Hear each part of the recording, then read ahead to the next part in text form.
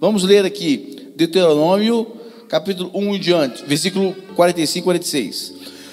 Vocês voltaram e foram se queixar diante do Senhor, porém o Senhor não lhes deu atenção e não inclinou os ouvidos a vocês. Assim permaneceram muitos dias em Cádiz. Deuteronômio 2 agora.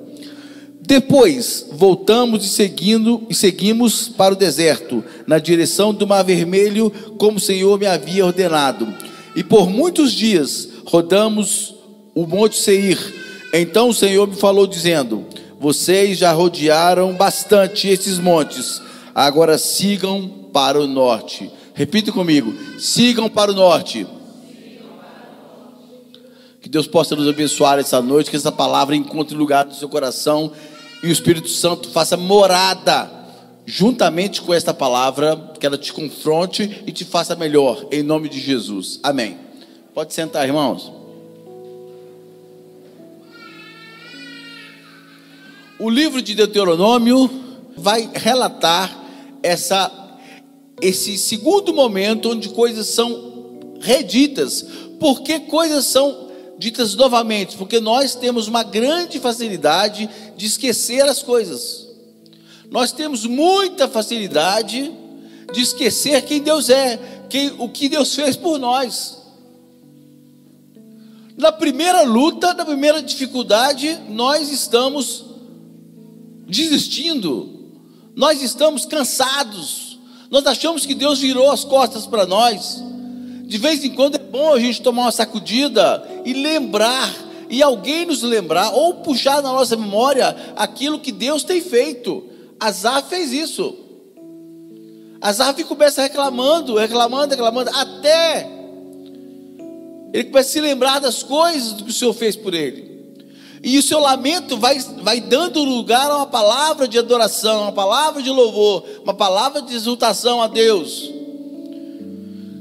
O livro de Deuteronômio tem esse perfil de falar novamente, repetir algumas coisas que eram muito importantes e que Moisés tinha em Deus a necessidade de repetir. E agora nós estamos diante do momento em que Moisés faz um discurso.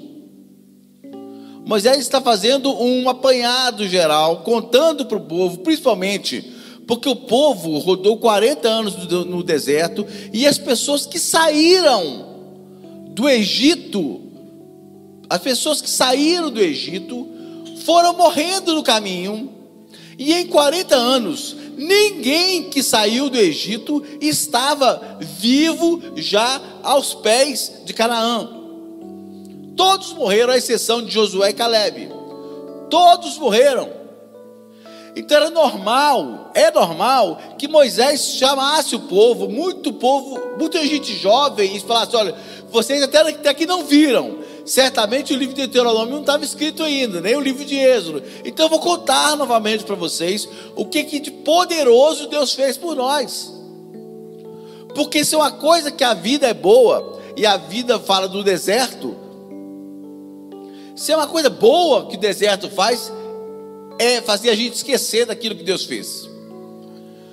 Então não é sem razão que a gente tem que repetir os feitos de Deus, o que Deus fez por nós. Moisés está fazendo isso nesse dia. Nesse momento, no versículo 45 do capítulo 1, ele está contando de um evento onde Deus avisa ao povo: não lutem contra os amorreus. Porque foi um tempo de 40 anos do deserto, onde o povo foi errando e acertando, mais errando do que acertando.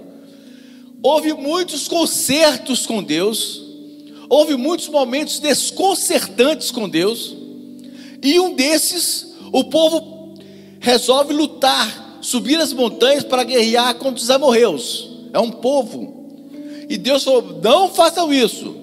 E eles foram, e eles perderam feio, voltaram chateados para casa, e voltaram reclamando com Deus. E é esse versículo que nós lemos aqui. E agora, esse vocês aqui, é Moisés falando, contando para o povo: vocês voltaram e foram se queixar diante do Senhor. Tem muita gente aqui que faz o que Deus não pediu, não tem buscado a orientação de Deus, tem estado com a sua vida fria, sem ouvir a voz do Senhor, entra numa luta, numa batalha, perde, tem um grande prejuízo e vai chorar aos pés do Senhor, vai reclamar. Isso é muito comum, não só do povo de Israel, mas da raça humana. O ser humano é assim, nós somos assim, irmãos. Nós já entramos em muita briga feia que não éramos para entrar. Deus não tinha falado, vai, entra. Mas você também não ouviu, porque você está frio. Você está com a sua vida espiritual completamente embaçada. Você não vê bem e não ouve bem. Então a gente entra mesmo nessas brigas, nessas batalhas onde Deus, Ele não estava com você, ou Ele não te autorizou aí, você foi assim mesmo.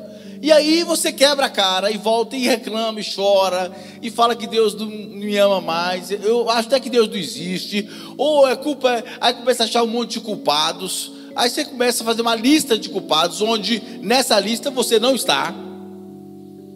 Nessa lista você não está. Tem Deus, tem política, tem dinheiro, tem pastor, tem igreja, tem associação, tem tudo. Só não tem você. Não, o grande problema, que foi a grande diferença de Jonas naquele navio. Se Jonas não fala assim, ei, o problema sou eu. Se Jonas começa a reclamar, o problema é a tempestade, o problema é o navio, que é o navio mais antigo, o problema foi o erro do comandante. Não, Jonas imediatamente, como servo de Deus, fala assim, fiz bobagem, andei na direção em que Deus não me orientou, e eu sou o problema. Se livrem de mim, para vocês se salvarem. Mas quantos de nós somos capazes de falar assim, eu que sou o problema? Se eu não consertar, eu não só vou trazer prejuízo para mim, como vou trazer prejuízo para quem está ao meu redor, minha família, meu trabalho, quem sabe até a igreja, porque o pastor pode estar indo na direção errada e levando um povo junto com ele, e eu fico desesperado com isso. Eu tenho orado ao Senhor, Senhor, o Senhor não me trouxe nesse lugar para eu levar o povo para o lado errado. Então você precisa, Warley, você tem que levar uma vida de joelho no chão, para estar constantemente ouvindo a voz de Deus, para que você não cometa o disparate de ir na direção errada e acabar levando um bocado de gente com você. Vocês se lembram que o povo saiu do Egito para ir para Canaã? Essa viagem, ela tinha mais ou menos 250 quilômetros.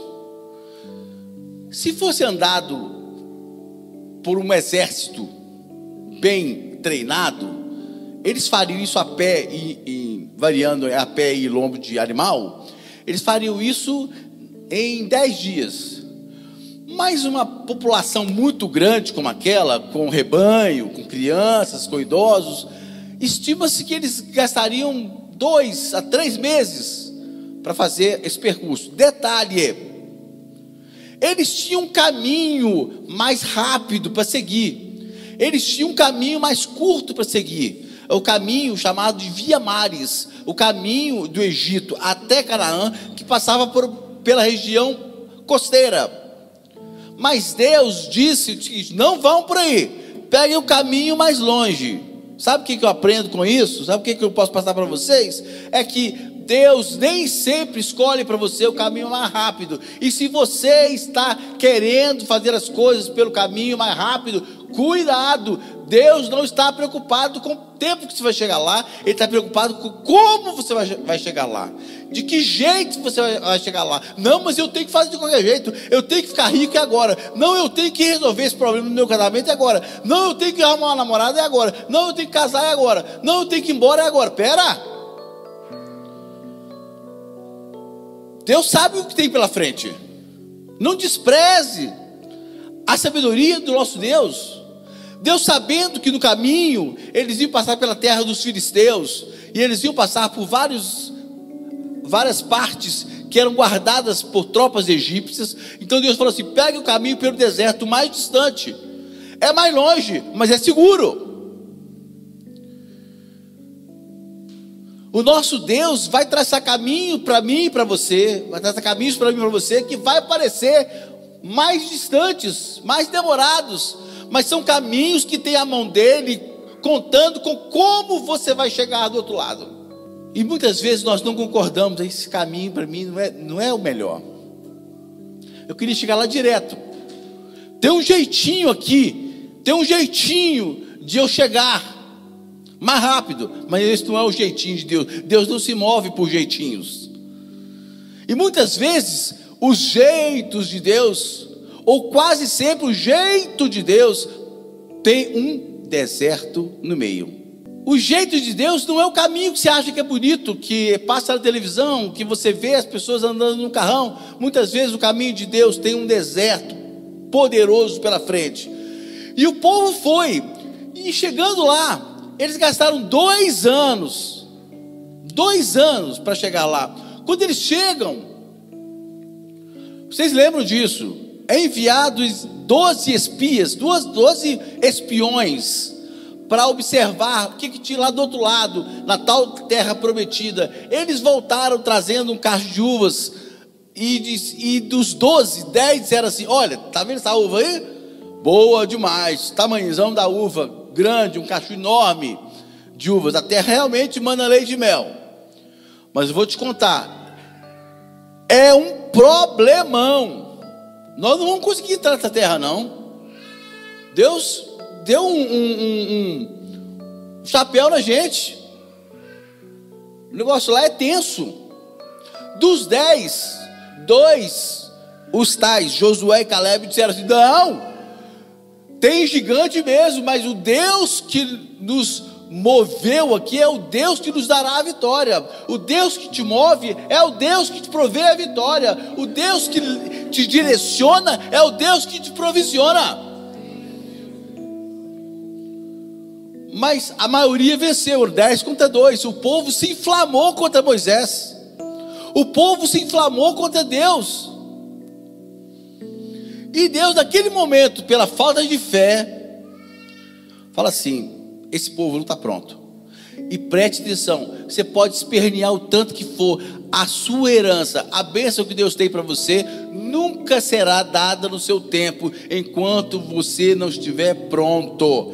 E quem assina o certificado de conclusão do seu curso da vida é Deus. Eu posso até chegar para o Mateus e falar: Mateus, como você melhorou, como você está mais maduro, e falar assim: pronto, estou pronto. Mas essa é a minha opinião. A sua vida é direcionada pela opinião dele, e é ele que vai assinar o certificado de conclusão.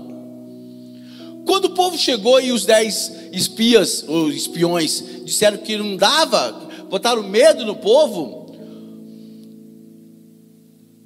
Deus fala com Moisés: volta para o deserto. Volta para o deserto. E aí eles andaram mais 38 anos. 38 anos. Dá o quê? 19 vezes mais do que os 2 que eles gastaram para chegar até lá. E eles começam a rodear uma montanha. Agora preste atenção, isso é ruim? Isso é péssimo. Isso é ruim, não? Isso é péssimo. Mas olhe uma coisa interessante que aconteceu. Deus usa de qualquer maneira, qualquer subterfúgio, para poder tirar o melhor de você, para poder te aprimorar, colocar você em condição para ter na sua mão a herança que Deus tem para você, o propósito que Deus tem para você. Ele aproveitou esses 38 anos e começou a ensinar o povo. Nesse tempo, ele foi imprimindo no coração daqueles que estavam nascendo uma ideia de nação, uma identidade de povo. Eles não tinham identidade. Sabe, é como se eu chegasse agora e começasse a falar com vocês que vocês não são brasileiros mais. Vocês são agora italianos. Não acontece assim. Você não muda esse padrão de nacionalidade, esse senso de pertencimento da noite para o dia. Por isso, o evento foi longo. Foram 38 anos para o povo entender que eles estavam representando uma nova nação. eles precisavam gerar neles uma identidade de um povo gerado pela mão poderosa de Deus. Então anotem isso aqui: você não vai chegar a lugar nenhum em Deus se não tiver identidade do reino dentro de você. Essa é a boa notícia. A notícia mais ou menos é: a identidade do reino não se constrói assim, no estalar de dedos. A identidade do reino vem de uma caminhada pelo reino, buscando sempre o reino em primeiro lugar e a sua justiça, para que as outras coisas sejam acrescentadas. Não está buscando o reino de Deus em primeiro lugar? Não tem identidade sendo formada em você. Já viu?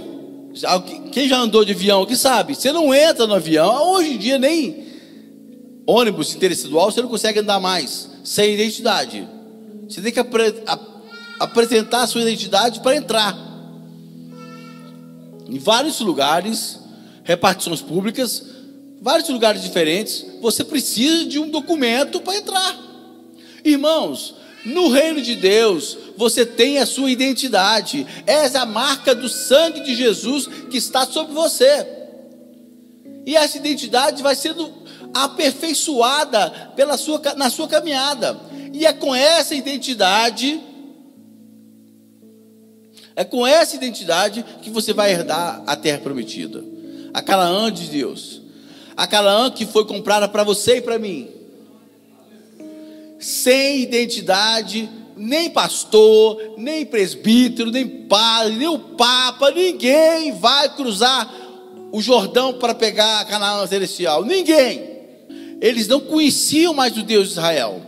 Eles não conheciam, e durante esse período Deus foi dando provisões, foi mostrando milagres, foi fazendo coisas impressionantes. Comida caía do céu, água saía da rocha, codornizes subiram das águas do mar para alimentar eles, e era uma coisa impressionante. Era coluna de fogo à noite, era sombra durante o dia. Eles foram vendo o Deus poderoso que eles serviam, para que aquilo imprimisse neles o desejo de ter temor a Deus, relacionamento com Deus. E ainda assim eles foram errando várias vezes.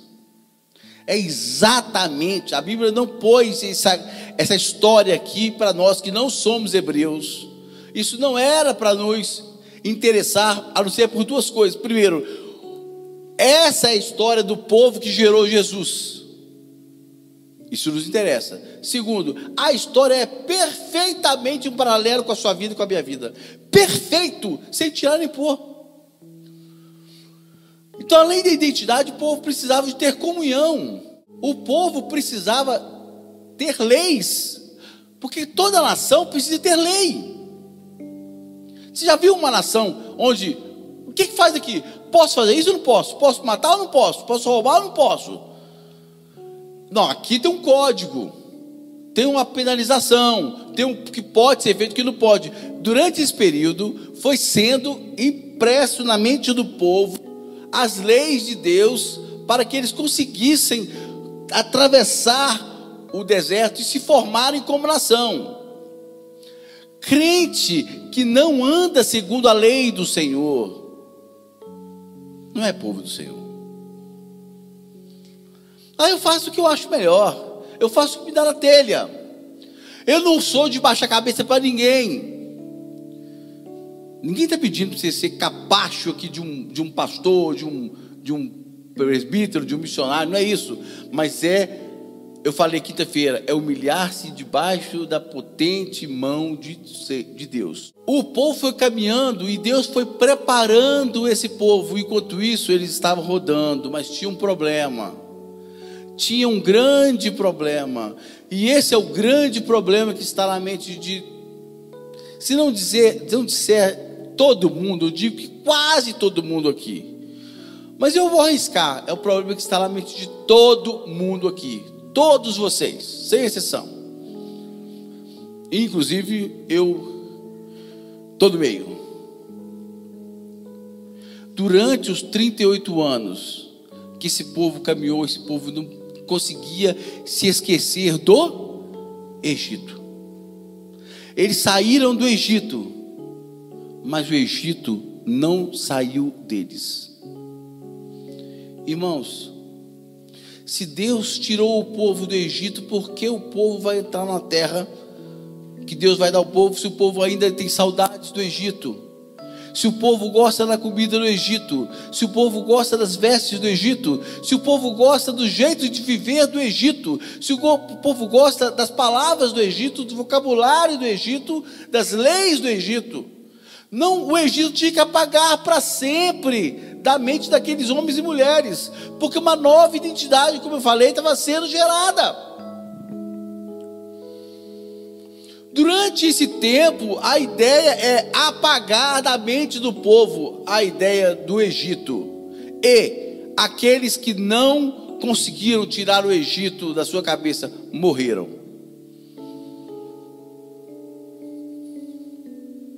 A questão é: qual é o seu Egito? Porque todo mundo que prega vai falar que o Egito é símbolo do mundo. Ok, e é mesmo. O Egito é símbolo do mundo. Mas o mundo, ele se revela em nós, ele nos cativa, ele nos escraviza de diversas formas diferentes. Então você está tentando entrar na Canaã, você está caminhando, dizendo assim: eu sou crente, eu sou evangélico, mas um pezinho seu está sempre agarrado no Egito. São seus vícios? Seus maus hábitos? É a sua incredulidade? Irmãos, tem uma coisa que irrita Deus: é homem e mulher incrédulo. Justamente Deus faz aquele povo voltar quando os espias não acreditaram que Deus tinha poder para dar a eles a terra prometida. E Deus manda eles voltar para o deserto. Se eles não acreditam não, pois vão acreditar com dor, vão acreditar na caminhada. Irmãos, nós temos grande dificuldade em vivermos por fé, mas nós temos uma chance. Essa nossa vida aqui, esse deserto que nós estamos, é o lugar onde Deus te dá tempo para você crescer em fé e acreditar nas coisas humanamente impossíveis que tem preparadas para você. Há bênçãos que você não pode imaginar. Há uma vida que não dá para contar aqui. Você tem que abrir os seus olhos da fé para enxergar. Você tem que atinar os ouvidos da fé para escutar. Porque não tem como alguém pregar. O pregador pode ser maravilhoso, pode ter palavras lindas, pode ter teatro, pode ter o que for. Não dá para contar para o mortal aquilo que tem preparado para nós. Jamais subiu a mente do homem. Não tem como imaginar o que Deus tem preparado para você. Mas não há passagem para incrédulos. Já não tem identidade, já não tem as leis do reino e ainda é incrédulo, não crê, não vai entrar na Canaã. Esta noite é uma noite que eu creio que você já está pedindo no seu coração: Senhor, trabalha a minha fé. Faça como os discípulos disseram a Jesus: Senhor, acrescenta-nos a fé. Comece a dizer isso, comece a quebrar esse marasmo diabólico, esse ranço de Egito que tem na sua cabeça. E o mais incrível, irmãos, é que tem muito crente enganado, achando que está chegando na terra prometida, mas está cheio de pedaços do Egito dentro de si. Vaidade, arrogância. Você quer ver uma coisa que é Egito puro e que ninguém percebe que é coisa de Egito, que é coisa do mundo?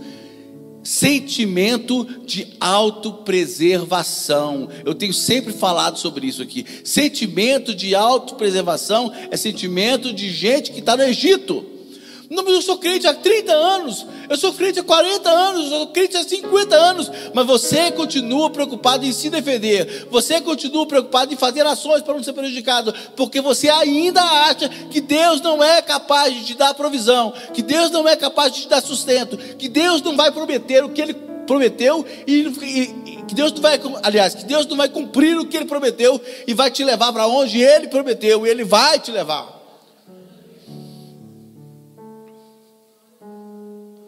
Agora, autopreservação não combina com o cidadão que vai entrar em Canaã, porque eles vão encontrar lá a muralha de Jericó, e a muralha de Jericó é impossível ser derrubada. Impossível ser derrubada. Qualquer cidadão que tiver sentimento de autopreservação não vai encarar a muralha de Jericó e não vai alcançar o que Deus tem preparado na Nova Canaã. Com os olhos carnais, irmãos, é impossível seguir o evangelho hoje em dia. Nós estamos num tempo que ser um crente verdadeiro, um cristão de fato, homens e mulheres que entendem, seguem e amam a palavra de Deus de capa a capa, de Gênesis a Apocalipse, está ficando cada vez mais raro. Eu vou dizer uma coisa, irmãos, vou parafrasear o pastor Cláudio Duarte, que falou nessa palavra. Eu quero ter oportunidade de passar isso para vocês aqui. Ele disse uma coisa assim: olha, estou pensando até em diminuir o tamanho da minha igreja, porque vai diminuir. Vai diminuir. A peneira está afinando, irmãos. A peneira está afinando. Crente meia boca.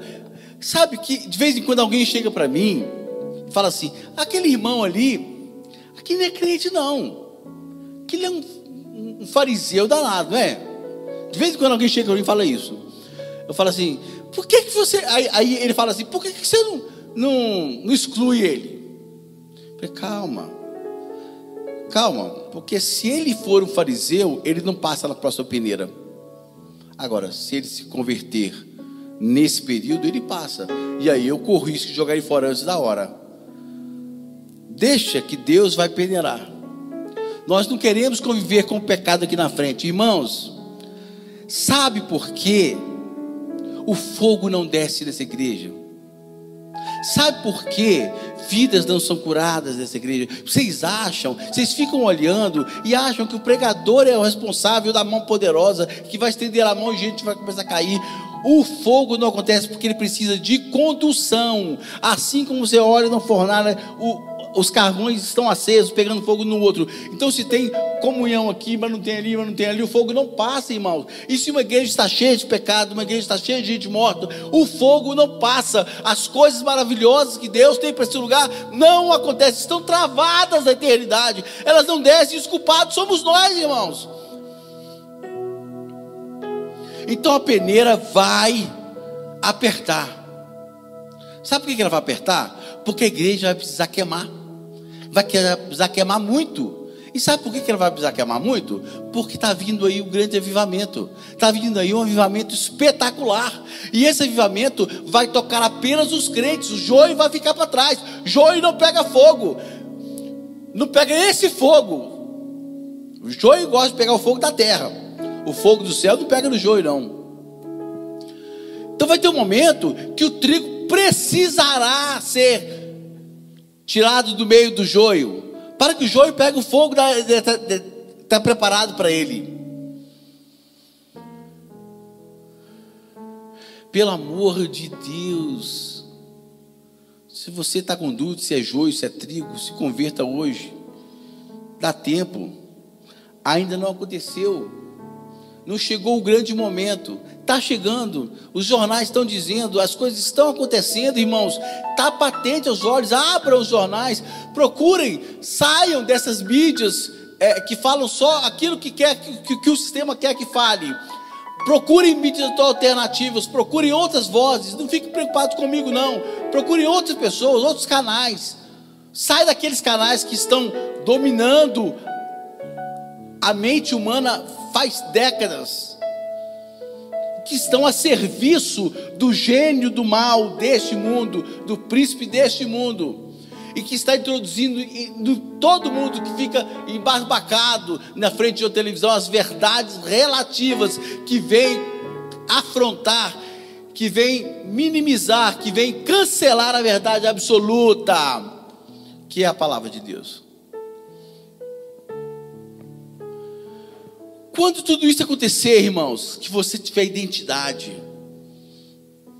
formada, que você estiver andando na lei do Senhor, não é a lei do Levítico, não, é a lei do Senhor. Ela vai muito mais, a lei do Senhor é formada por princípios. Vai ler o Novo Testamento que você vai ter todas as leis lá, as leis do Senhor, o princípio de uma vida cristã, está tudo no Novo Testamento. Não estou falando da lei do Levítico, não.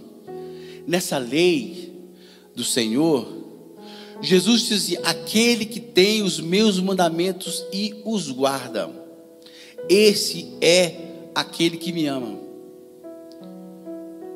E aquele que me ama também será amado por meu Pai.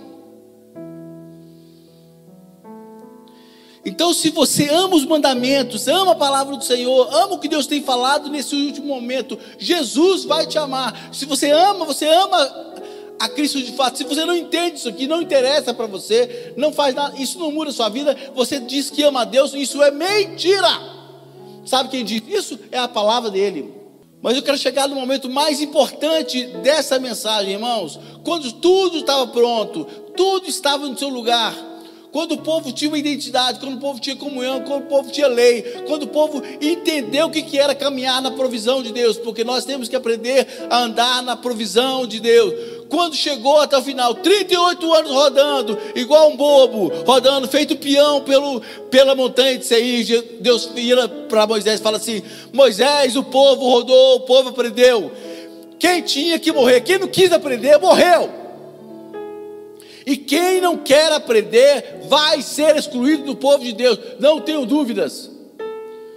Mas vai chegar esse momento maravilhoso, que do povo de Israel demorou 38 anos, rodando uma montanha, em que Deus vira para Moisés e fala assim: vira para o norte, meu filho, está tudo errado, para de dar volta, virai-vos para o norte. Eu não sei se alguém ficou assim: mas eu estou gostando desse negócio de ficar rodando igual peão, acho que eu não vou virar para o norte não. Foi morrendo. Quem gostou da vida de peão foi morrendo, irmãos. Mas tinha um povo que foi nascendo de novo, nascendo no deserto, que não queria mais dar volta. Eu quero ir para frente, eu quero seguir, eu quero chegar aonde é o meu propósito. O propósito do povo de Israel não era ficar dando voltas no Monte Seir. O propósito do povo de Israel era chegar em Canaã, terra real. Nosso propósito não é ficar rodando, um dia estou bem, um dia estou mal. Hoje estou bem espiritualmente, hoje estou mal, hoje eu estou chateada porque disseram que meu cabelo está feio. Hoje eu estou chateada porque eu caí no pecado. E ele vai jogando culpa para cima dele mesmo. Ele nem sabe qual foi a resposta de Deus. Ele se esqueceu que Jesus morreu pelos seus pecados, e ele começa a se autoculpar: eu não vou mais tomar ceia. Ele está rodando o Monte Seir. Ele não sai do lugar, ele não cresce. Quem está disposto a chegar do outro lado não vive de passado, irmãos. Seu olhar é para frente.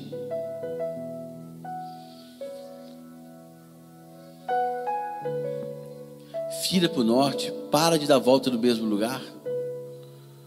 Quantos aqui estão há anos e anos e anos no Evangelho e continuam do mesmo jeito, não tiveram mudanças em sua vida, continuam no berçário espiritual? Nós temos que pregar cheio de dedos, nós temos que falar cheio de medo, porque a pessoa pode se ofender. A pessoa acha que o Evangelho depende de pessoas. Eu vou lá porque eu gosto daquele pastor, eu não vou lá porque eu não gosto daquele pastor. Meu filho, para de ficar dando volta no morro, vai para frente, vai para o norte, esquece o pastor. Inclusive o pastor deles nem foi, o próprio Moisés ficou.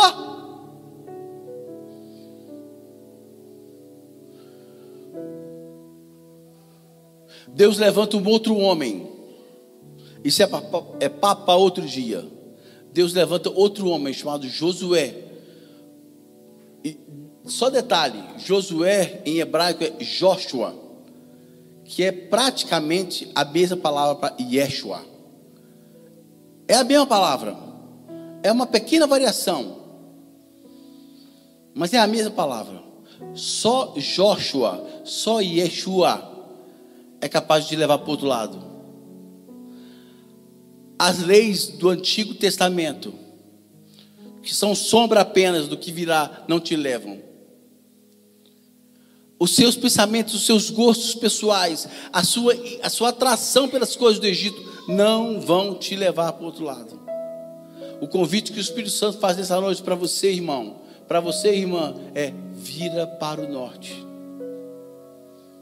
segue em frente, põe Canaã celestial, põe a eternidade que está diante de você, que está preparada para você e mais, preparada para a sua família, porque você não vai sozinho em nome de Jesus. Você vai levar seu esposo, você vai levar sua mãe, você vai levar seu pai. Mas olha só que coisa maravilhosa. Agora na hora do louvor, tinha uma menina dançando aqui na frente, faz parte do balé, a Duda, e a irmãzinha dela estava lá imitando a irmã, e eu fiquei pensando assim: quantas pessoas estão me imitando? A irmã dela estava sendo tocada pela postura dela, que estava de servir ao Senhor. Ela estava aqui para servir o Senhor, e ela tinha a capacidade de provocar numa pessoa que a admira o desejo de imitá-la. E quantos estão te imitando porque você está fazendo aquilo que Deus te chamou para fazer?